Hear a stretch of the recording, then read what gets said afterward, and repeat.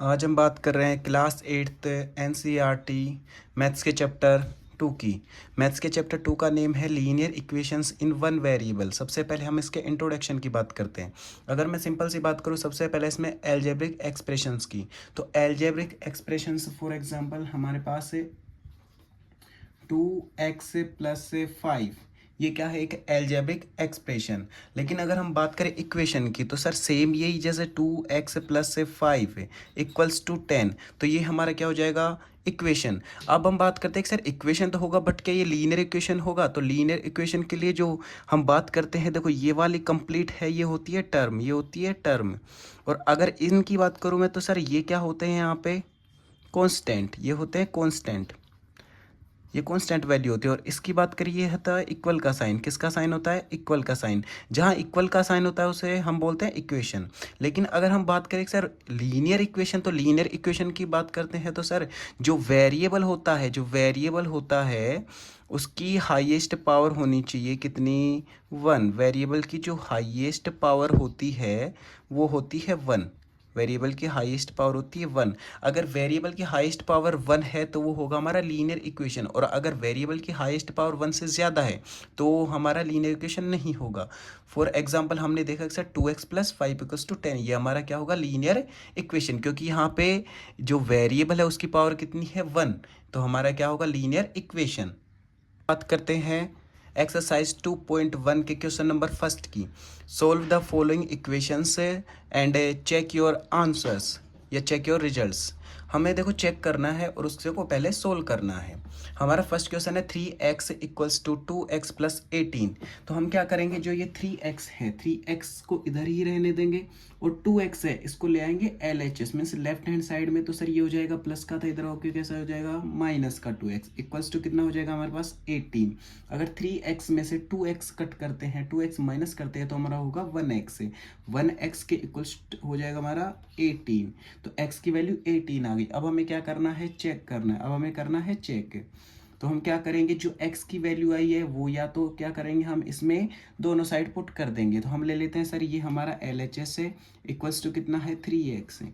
जब हम LHS में 3x है तो 3 × x की वैल्यू है 18, 18 3 या 54, हमारे पास 54 आ गए।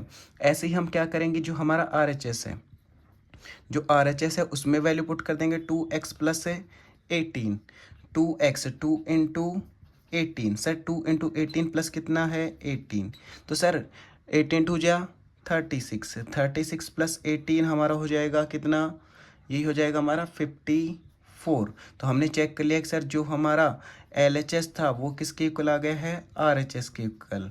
इट मीन्स जो हमने x की वैल्यू फाइंड की है वो हमारी राइट है।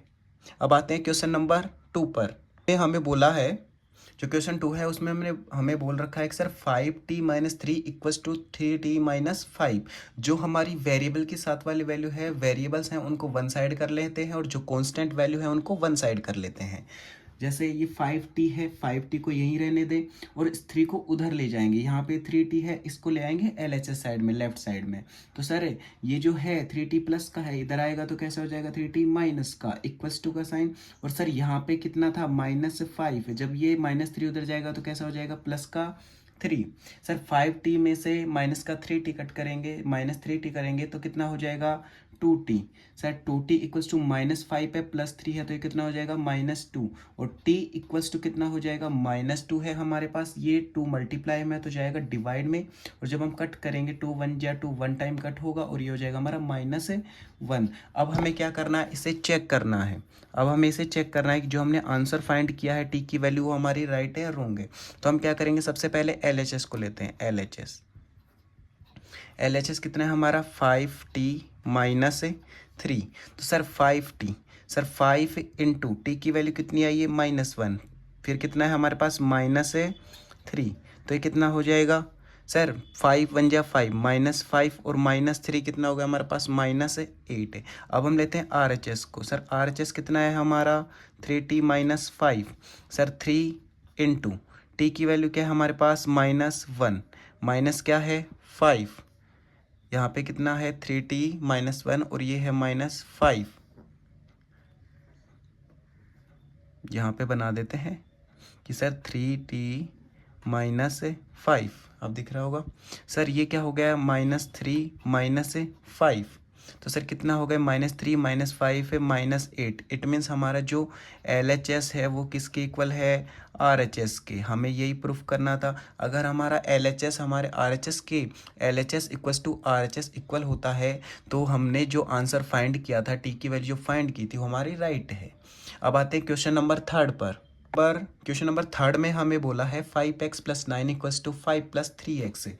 तो हमें सोल्व करना है, वेरिएबल को वन साइड ले आओ और कांस्टेंट को वन साइड ले जाओ।